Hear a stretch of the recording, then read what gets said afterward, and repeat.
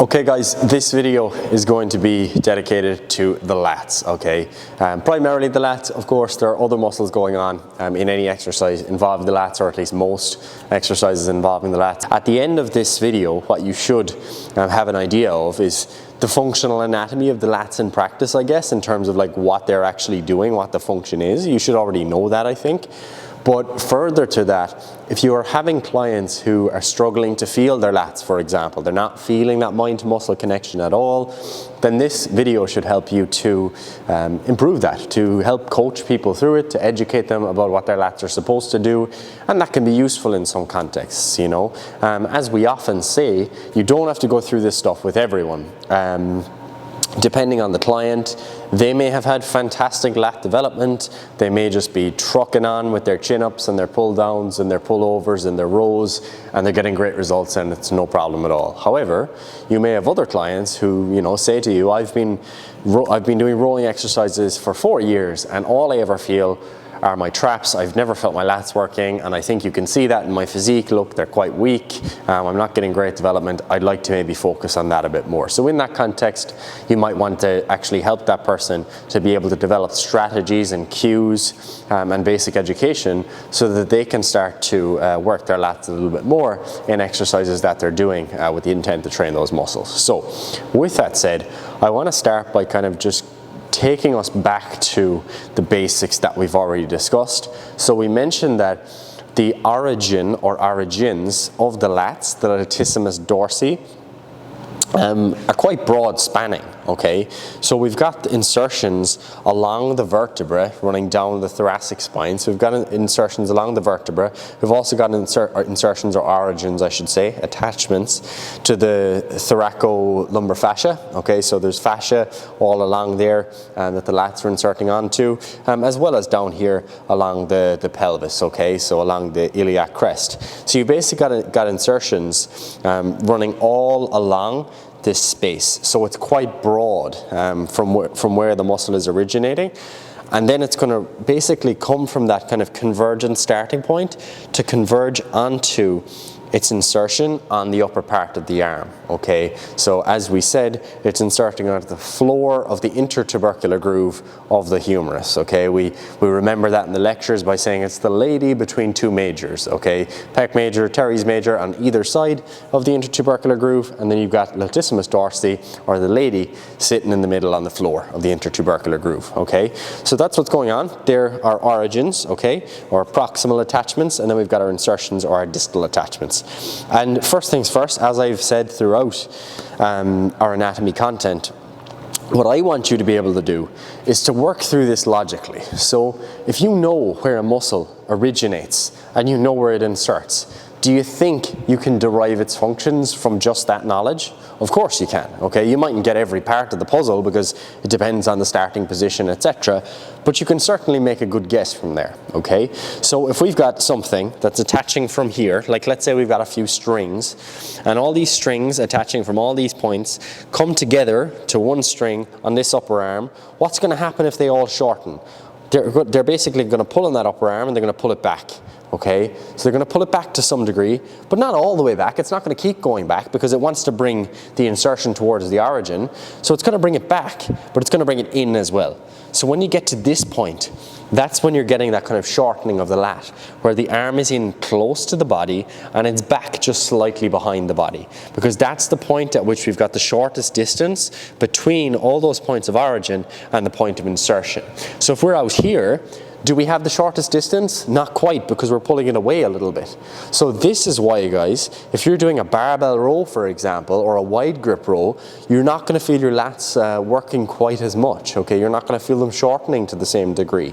So if you're doing an exercise then that has a closer grip and you're able to keep the elbows tight, you're generally going to feel those lats shortening a little bit more then, okay? So that's what we want. We want that combination of extension and we want that adduction as well. So extension and adduction are kind of the two primary functions of the lats that you'll typically hear. There is one additional element that I'd like to add to that as well that I think becomes important and will become important when it comes to using cues, and that is the position of the scapula, okay? So again, I want you to ask the question, if we've got that extension, we've got that adduction, what happens if I elevate Paddy's shoulder now? Has that lengthened or has it shortened the lat? Okay, it's lengthened it. You know, why is that? Because I've taken the insertion and I've pulled it away from the points of origin. If I take it down again, what am I doing? I'm bringing the insertion towards the points of origin. Okay, so it's very intuitive, it's logical. Anatomy is not about memorization, it's about knowing a few basic things and then working through the steps, okay? So just from that knowledge of the origins and the insertions, you can get the idea that if I want Paddy to feel his lats as much as possible during a row, I want to make sure that he's extending back a good bit. It doesn't have to keep going back, but at least to the side of the body and maybe slightly behind. I want him to keep his elbow tight to the side, and I want him to keep his shoulder down. That's how I'm going to get him to feel his lats the most, or get them into the shortened position, if that's what you're looking for. It doesn't mean that the lats aren't getting trained until you get to that position. Of course they are. But if you want them to get into that fully shortened position, you want to feel that intense contraction, that's going to be what we require, okay? So that's a really good foundation. If you can just get that, it makes so much sense when you get to all the other exercises, okay? Because this explains why, you know, barbell rows, while they're a great exercise for the back, they don't necessarily feel the same as if you do a seated cable row with a grip there that's at shoulder width when you keep the elbows tight, okay? So it explains that, because we're able to see that the position of the elbow is different. So the elbow is our reference point there, okay? So what I want to do now is kind of give you an example of what you could do if a client had never experienced this before and they're trying to, you know, feel their lats working a little bit more. So if Paddy's in this position, you can stay as you are for the moment. What I might get him to, actually, do you know what, turn slightly to the side, yeah. What I could get him to do here is I could actually use some cues and some feedback to get him to feel his lats a bit more. So if I was to just push back against Paddy's arm, so you get into this position, now just hold that position, okay? He's holding that position against my resistance. What way am I applying force now, guys? I'm applying force against shoulder extension, okay? So that's the primary direction that I'm pushing in now. So that means that anything that can extend the shoulder will be applying force back against me now. So that includes the rear delts, it includes the teres major, and it includes the lats as well. So you've got a few different things going on. You know, the rotator cuff can contribute as well, but they're the main players, all right? Now, how could I add another element to that? Okay, I could add another element to that by, you know, I'm not just pushing straight forward, I'm pushing forward and to the side. Now what am I doing, guys? Now what I'm doing is I'm adding in an adduction element, okay? So I'm trying to abduct and flex his shoulder. He's going to be extending and adducting his shoulder. As a result, the extension and the adduction function of the lats is going to be contributing more now, because the fact that I've changed the direction of the force that I'm applying. So I'm not just pushing forward, I'm actually pushing out to the side. So again, changing what he's actually going to experience, okay? What could I then do? You know, how would I add a third element to that? A third element to that might be me pushing in that direction, but also pushing up a little bit. So now he has to push down against me as well. So now I'm pushing kind of up towards the ceiling into the corner there. So he has to push the elbow down, so he's depressing his scapula.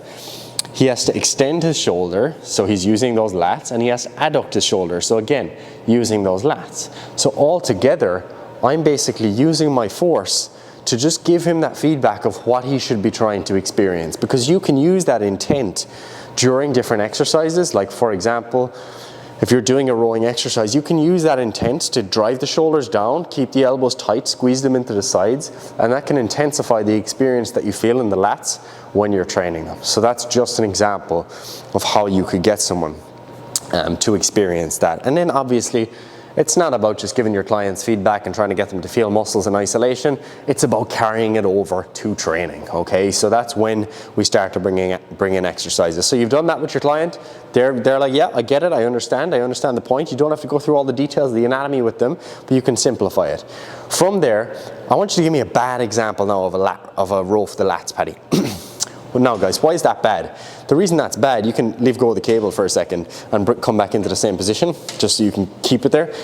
what's going on there, okay? If we think about the load there, he's shrugged up, okay? So he's kind of lengthened that lat a little bit. He's slightly out to the side here. You can't really see it, but it's not really important. And he's not extending back very far because he's making up the movement through elbow flexion.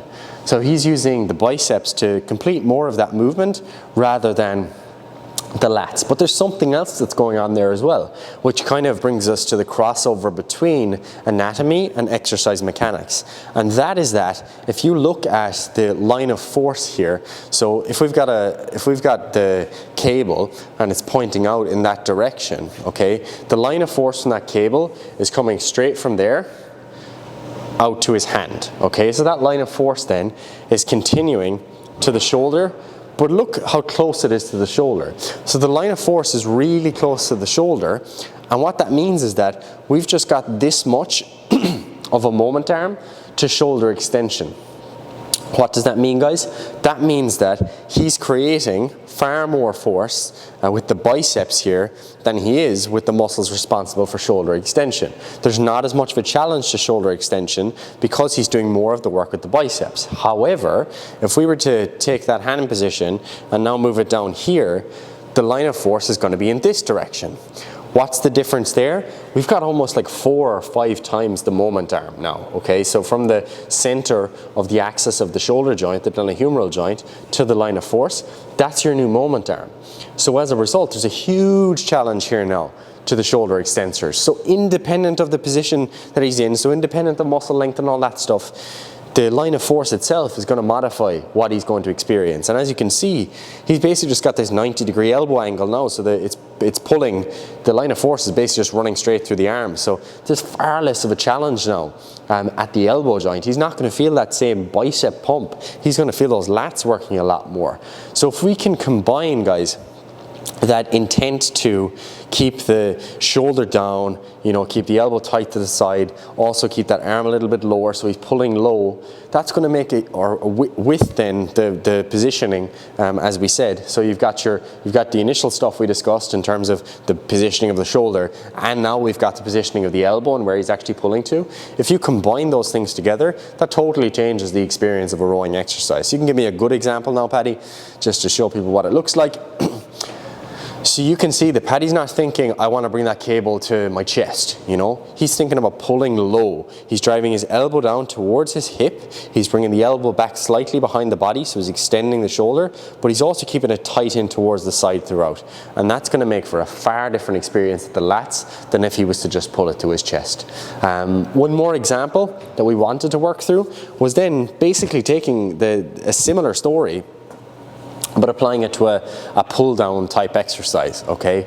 So, you know, you may have seen wide grip pull down variations in the past, but this is a nice example of, again, thinking about the kind of anatomy and practice from a different plane. So that's basically more or less a pure shoulder extension exercise there with a row, because you're moving from a flex position to an extended position. We don't have that movement through abduction and adduction very much. However, here what we've got is an example of Paddy moving almost through pure adduction of the shoulder joint rather than extension. So there's a combination of the two, but far more of an adduction component. And again, what you're going to find is that there's a very intense sensation on the lats here if he can hold his positioning once again. So do you want to do a rep for me, Paddy, there? And just pause at the bottom.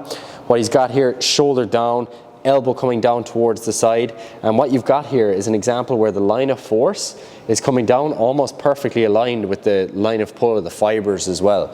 So you've got a very intense sensation there at the lats in an exercise like that.